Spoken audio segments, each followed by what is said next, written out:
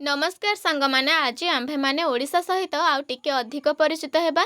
ताले चलंतु अधिक डेरी न करिके आजिर क्लास टी आरंभ करदबा। समस्त एक नंबर को देखंतु। एक नंबर देला ओडिया नववर्ष केबे पालन करा जाए। ताहले ओडिया नववर्ष केबे पालन करा जाए एहार उत्तर हेउची पणा संक्रांति दिन। ताले आमे उत्तर लिखि दबा पणा संक्रांति दिन।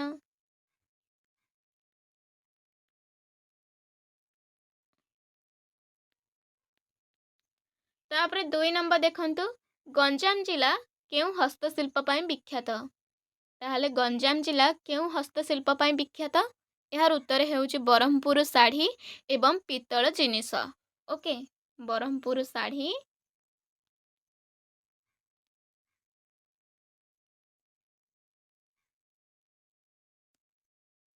ओ पितल जिनिस।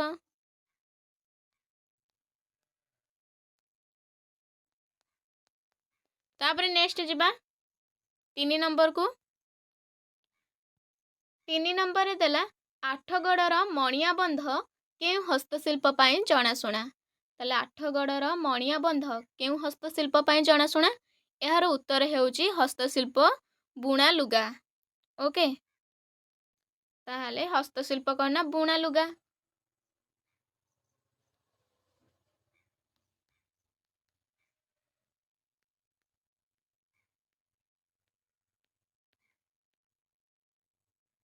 ओके तापरे 4 नंबर देखंतु रिंगा पोशाक केउ संप्रदायर स्त्री लोक माने परिधान करंती। ताले रिंगा पोशाक केउ संप्रदायर स्त्री लोक माने परिधान करंती एहार उत्तर हेउची बंडा जनजाति। ओके बंडा जनजातिर स्त्री लोक माने को पोशाक परिधान करंती रिंगा पोशाक। ओके बंडा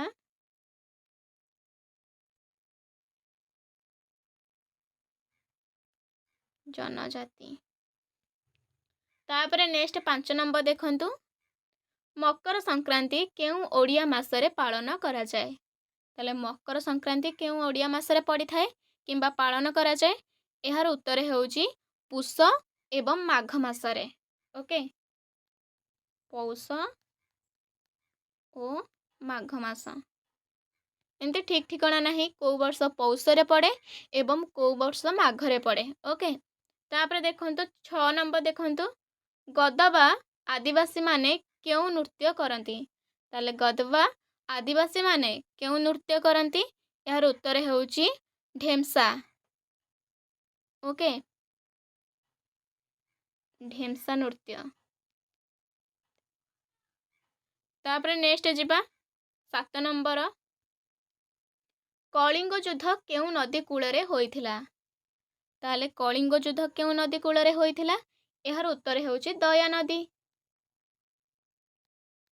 ताले कलिंग युद्ध दया नदी कूलरे होइथिला। तापरे 8 नंबर देखंतु ओडिशार प्राचीन बंदरर नाम कौन थिला। ताले ओडिशार सबुठारो प्राचीन बंदरर नाम कौन थिला एहार उत्तर हेउची ताम्रलिप्त। ओके ताम्रलिप्त।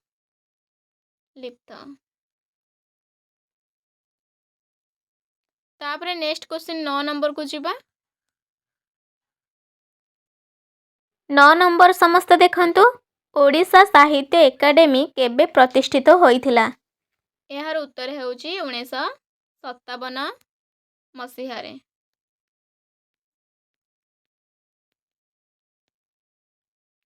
तापर 10 नंबर देखंतु नौंक दुर्भिक्ष समय रे केउ गजपति राजा राजत्व करुथिले। ताहले जेतेबेले नौंक दुर्भिक्ष पड़िथिला ओडिशा रे सेतेबेले केउ गजपति राजा राजत्व करुथिले शासन करुथिले एहार उत्तर हेउची तृतीय दिव्य सिंह देव। ओके ताले तृतीय दिव्य सिंह देव सेतेबेले शासत्व करुथिले बा राजत्व करुथिले। ओके शासन करुथिले तृतीय दिव्य सिंह देव। तापरे नेक्स्ट क्वेश्चन को जिबा 11 नंबर खारबेल केउ उपाधि रे भूषित होइथिले। ताले खारबेल केउ उपाधि रे भूषित होइथिले एहार उत्तर हेउची महामेघबाहार कलिंगाधिपति। ओके ତାହେଲେ ମହାମେଘବାହାର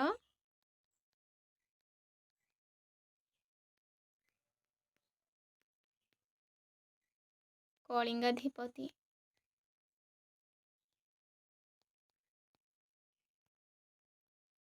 ଆପଣମାନେ ଉତ୍ତର ଯାକ ଭଲ ଲେଖିଦେବେ, ମୋର ଭଲ ଅକ୍ଷର ହେଉନି। 12 ନମ୍ବର ଦେଖନ୍ତୁ, କପିଳେନ୍ଦ୍ର ଦେବ କେବେ ସିଂହାସନ ରୋହଣ କରିଥିଲେ? ତାହେଲେ କପିଳେନ୍ଦ୍ର ଦେବ କେବେ ସିଂହାସନ ଆହରଣ କରିଥିଲେ? ତାର ଉତ୍ତର ହେଉଛି 1435 ଖ୍ରୀଷ୍ଟାବ୍ଦରେ।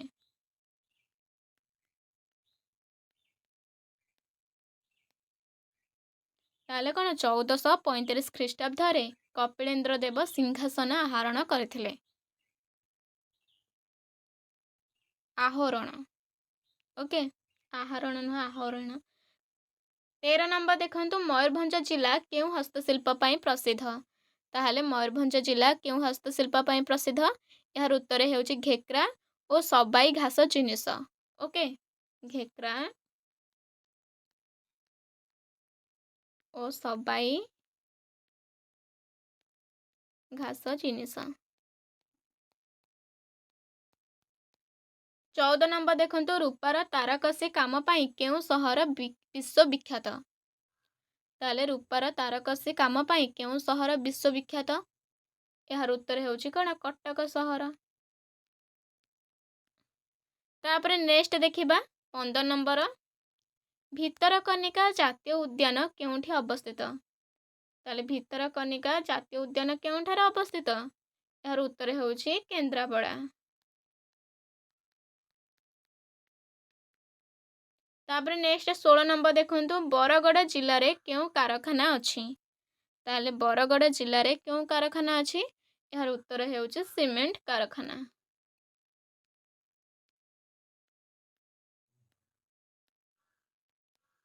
ଦେଖନ୍ତୁ, ସିମେଣ୍ଟ କାରଖାନା ସବୁଠାରେ ଅଛି, କିନ୍ତୁ ବରଗଡ଼ ଜିଲ୍ଲାରେ ସବୁଠାରୁ ବଡ଼ କାରଖାନା ଅଛି। ଓକେ, ତାପରେ ନେକ୍ସଟ ଦେଖିବା, ଓଡ଼ିଶାର ସାର କାରଖାନା କେଉଁଠାରେ ଅଛି? ତାହେଲେ ଓଡ଼ିଶାର ସାର କାରଖାନା କେଉଁଠାରେ ଅଛି? ଏହାର ଉତ୍ତର ହେଉଛି ତାଳଚେର ଏବଂ ଜଗତସିଂହପୁର।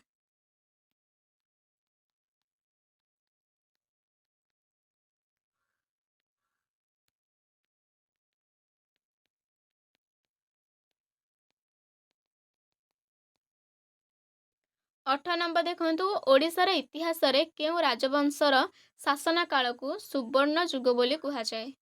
ତାହେଲେ କେଉଁ ରାଜବଂଶର ଶାସନ କାଳକୁ ସୁବର୍ଣ୍ଣ ଯୁଗ ବୋଲି କୁହାଯାଏ? ଏହାର ଉତ୍ତର ହେଉଛି ଗଙ୍ଗବଂଶ। ଗଙ୍ଗବଂଶର ଶାସନ କାଳକୁ କ'ଣ କୁହାଯାଏ? ସୁବର୍ଣ୍ଣ ଯୁଗ କୁହାଯାଏ। 19 ନମ୍ବର ଦେଖନ୍ତୁ, କେଉଁ ବନ୍ୟଜନ୍ତୁ ପାଇଁ ମୁଖ୍ୟତଃ ଶିମିଳିପାଳ ପ୍ରସିଦ୍ଧ? ତାହେଲେ ଶିମିଳିପାଳ କ'ଣ ପାଇଁ ପ୍ରସିଦ୍ଧ? ଏହାର ଉତ୍ତର ହେଉଛି ବାଘ। ବାଘ ପାଇଁ ଶିମିଳିପାଳ ପ୍ରସିଦ୍ଧ।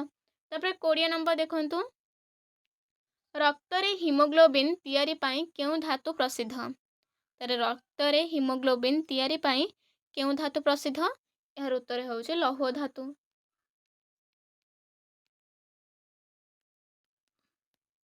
ତାପରେ ନେକ୍ସଟ ଯିବା,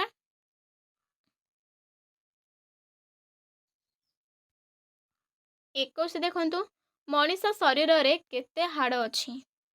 ତାହେଲେ ମଣିଷରେ ସମୁଦାୟ କେତୋଟି ହାଡ଼ ଅଛି? ଏହାର ଉତ୍ତର ହେଉଛି 206ଟି। 22 ନମ୍ବର ଦେଖନ୍ତୁ, ପୂର୍ଣ୍ଣ ସଂଖ୍ୟାରେ ଯୋଗାତ୍ମକ ଅଭେଦ କେତେ? ତାହେଲେ ପୂର୍ଣ୍ଣ ସଂଖ୍ୟାରେ ଯୋଗାତ୍ମକ ଅଭେଦ କେତେ? ଏହାର ଉତ୍ତର ହେଉଛି 0 ବା 0। ଓକେ, ତାପରେ ନେକ୍ସଟ ଯିବା, 23 ନମ୍ବର ଦେଖନ୍ତୁ, ଶୂନକୁ କେଉଁ ଗଣିତଜ୍ଞ ଆବିଷ୍କାର କରିଥିଲେ? ତାହେଲେ ଶୂନକୁ କିଏ ଆବିଷ୍କାର କରିଥିଲେ? ଆର୍ଯ୍ୟଭଟ୍ଟ।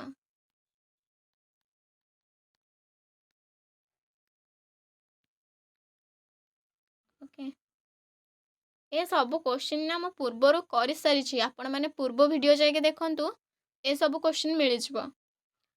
ତାପରେ 24 ନମ୍ବର ଦେଖନ୍ତୁ, ଏକମାତ୍ର ଯୁଗ୍ମ ମୌଳିକ ସଂଖ୍ୟା କ'ଣ? ତାହେଲେ ଏକମାତ୍ର ଯୁଗ୍ମ ମୌଳିକ ସଂଖ୍ୟା କ'ଣ? ଏହାର ଉତ୍ତର ହେଉଛି 2। ଓକେ, ତାପରେ ଦେଖିବା 25 ନମ୍ବର, ପ୍ରଥମ 10ଟି ଗଣନ ସଂଖ୍ୟାର ଯୋଗଫଳ କେତେ ହେବ? ତାହେଲେ ପ୍ରଥମ 10ଟି ଗଣନ ସଂଖ୍ୟାକୁ ଯଦି ଯୋଗ କରିବା, ମିଶାଇବା, ତାହେଲେ ତାର ଯୋଗଫଳ କେତେ ହେବ? यार उत्तर ହେଉଛି 55। ओके, समस्त मिसेक देखि नियंतु। तापर नेक्स्ट देखंतु 26 नंबर। 26 नंबर देखंतु विधानसभार सदस्यଙ୍କ କାର୍ଯ୍ୟକାଳ କେତେ ବର୍ଷ? ତାହେଲେ ବିଧାନସଭାରେ ଯେଉଁମାନେ ସଦସ୍ୟ ରହିଛନ୍ତି ସେମାନଙ୍କର କାର୍ଯ୍ୟକାଳ କେତେ ବର୍ଷ? 5 ବର୍ଷ। ଓକେ, 5 ବର୍ଷ। ତାପରେ 27 ନମ୍ବରକୁ ଯିବା। 27 ନମ୍ବରରେ ଦେଲା ଓଡ଼ିଶାର ସୋମତୀର୍ଥ କାହାକୁ କୁହାଯାଏ? ତାହେଲେ ଓଡ଼ିଶାର ସୋମତୀର୍ଥ କାହାକୁ କୁହାଯାଏ? ଏହାର ଉତ୍ତର ହେଉଛି ରାଣୀପୁରର ଝରିଆଲ। ଓକେ, ରାଣୀପୁରର ଝରିଆଲ।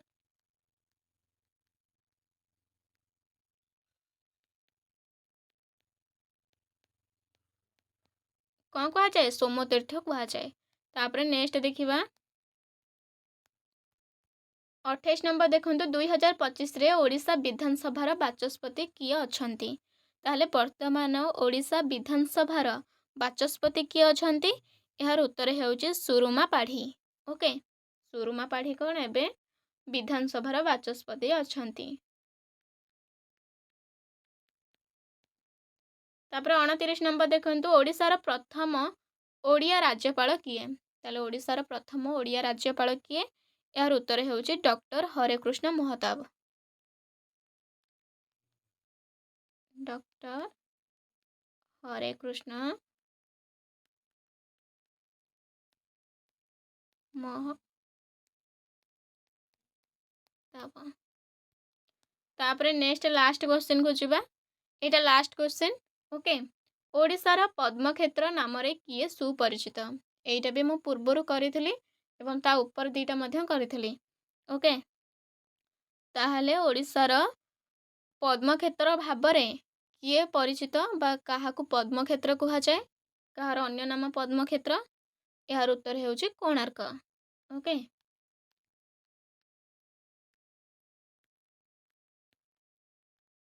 ତାହେଲେ ସାଙ୍ଗମାନେ ଏହା ଥିଲା ଆଜିର 30ଟି ମୋଷ୍ଟ ଇମ୍ପୋର୍ଟାଣ୍ଟ କ୍वेश्चंस।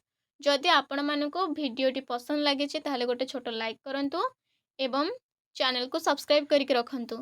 ତା ସହିତ ନିଜ ସାଙ୍ଗମାନଙ୍କ ସହିତ ସେୟାର କରନ୍ତୁ। ନେକ୍ସଟ ଭିଡ଼ିଓରେ ପୁଣି ଥରେ ଦେଖାହେବ। ସେ ପର୍ଯ୍ୟନ୍ତ ରହିଲି ନମସ୍କାର। ଜୟ ହିନ୍ଦ, ଜୟ ଭାରତ, ଜୟ ଶ୍ରୀରାମ। ଏବଂ ଭିଡ଼ିଓକୁ ଶେଷ ପର୍ଯ୍ୟନ୍ତ ଦେଖିଥିବା ଯୋଗୁଁ ହୃଦୟରୁ ଧନ୍ୟବାଦ।